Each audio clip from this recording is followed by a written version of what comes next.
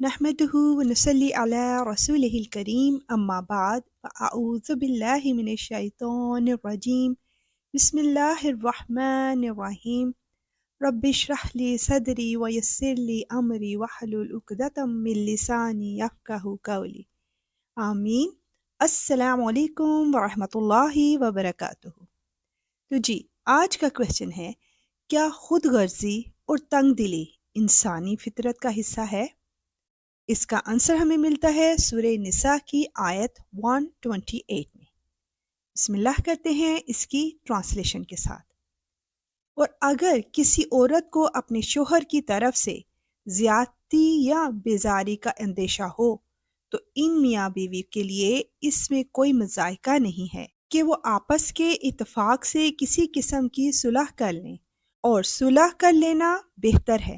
اور انسانوں کے دل میں کچھ نہ کچھ لالچ کا مادہ تو رکھ ہی دیا گیا ہے، اور اگر احسان اور تقوی سے کام لو تو جو کچھ تم کرو گے اللہ اس سے پوری طرح باخبر ہے، بے شک یا رب العالمین۔ سیڈلی بعض اوقات کسی شوہر کا اپنی بیوی سے دل نہیں ملتا اور وہ اس سے بے رخی اختیار کر کے اسے طلاق دینا چاہتا ہے۔ اس صورت میں اگر بیوی طلاق پر راضی نہ ہو تو وہ اپنے بعض حقوق سے دستبردار ہو کر شوہر سے صلح کر سکتی ہے، یعنی یہ کہہ سکتی ہے کہ میں اپنے فلاں حق کا مطالبہ نہیں کروں گی مگر مجھے اپنے نکاح میں رہنے دو۔ ایسی صورت میں شوہر کو یہ ہدایت دی گئی ہے کہ وہ صلح پر آمادہ ہو جائے اور طلاق پر اصرار نہ کرے، کیونکہ صلح صفائی کا رویہ ہی بہتر ہے۔ مزید اللہ تعالیٰ نے احسان کی نصیحت فرما کر شوہر کو اس بات کی ترغیب دی ہے کہ وہ دل نہ ملنے کے باوجود بیوی سے نباہ کرنے کی کوشش کرے اور اللہ سے ڈرتے ہوئے اس کے حقوق ادا کرتا رہے، تو اس کے لیے دنیا اور آخرت دونوں کی بہتری کا ذریعہ ہوگا انشاءاللہ۔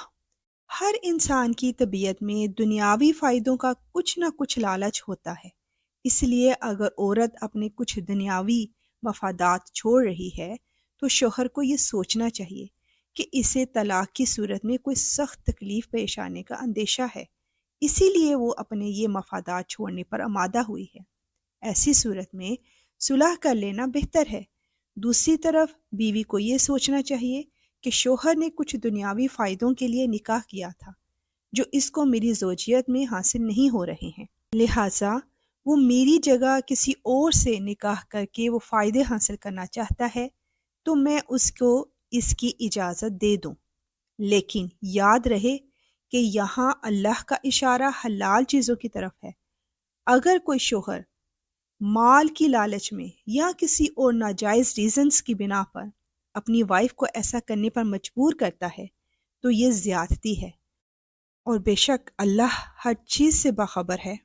اور دوسری صورت یہ ہے کہ شوہر کے پاس پہلے سے ہی ایک سے زیادہ بیویاں ہیں اور تمام عورتیں اپنے حقوق پر حریص ہیں، وہ چاہتی ہیں کہ ان کو اپنی باریوں سے حصہ ملتا رہے اور ان کو رہائش، کھانے اور کپڑوں کا خرچ ملتا رہے، اور شوہر ان کے ساتھ خوشگوار عائلی زندگی گزارے اور ان کا پورا مہر ادا کرے اور طلاق کی صورت میں عدت کا خرچ اٹھائے۔ اسی طرح مرد مال کو اپنے پاس رکھنے پر حریص ہوتے ہیں، وہ اپنی پسند کی بیوی کے پاس زیادہ وقت گزارنا چاہتے ہیں، اور جو بیوی ناپسند ہو اس کو طلاق دے کر چھٹکارا حاصل کرنا چاہتے ہیں اور مہر معاف کرا لینا چاہتے ہیں۔ دونوں میں سے ہر فریق اپنا حق زیادہ سے زیادہ لینا چاہتا ہے اور دوسرے کا حق کم سے کم دینا چاہتا ہے، لیکن صلح کرنے کے لیے ہر فریق کو اپنے کچھ حقوق چھوڑنے پڑتے ہیں اور دوسرے فریق کو کچھ حقوق دینے پڑتے ہیں۔ اگرچہ کہ دلوں میں خود غرضی، حرص رکھی گئی ہے، لیکن اس خود غرضی، تنگ دلی اور لالچ کو کنٹرول کرنے کے لیے اللہ تعالیٰ نے ہمیں نصیحت فرمائی ہے کہ تمام معاملات میں احسان اور تقوی سے کام لیا جائے، اور بے شک یہی بہترین راستہ ہے۔ چلیں اب ہم مل کر اپنے ازواج یعنی ہسبینڈ اپنی وائف اینڈ وائف اپنے ہسبینڈ کے لیے دعا کر لیتے ہیں۔ یا رب العالمین، ہم کو ہمارے ازواج کی طرف سے اور اولاد کی طرف سے آنکھ کی ٹھنڈک عطا فرما اور ہم کو پرہیزگاروں کا پیشوا بنا۔ آمین۔ اور یہ بہت ہی خوبصورت دعا ہے۔ کوشش کیا کریں کہ ہر نماز کے بعد سجدے میں جا کر یہ دعا کریں۔ اللہ تعالیٰ سب کو ایمان اور سلامتی والی زندگی عطا فرمائے۔ آمین ثم آمین۔ اور اللہ کے اس پیغام کو آگے سینڈ کرنا مت بھولیے گا۔ اب نیکسٹ ایپیسوڈ کا کویسچن، کیا خانہ جنگی بھی عذاب کی ایک صورت ہے؟ اب اجازت، وآخر دعوانا ان الحمد للہ رب العالمین۔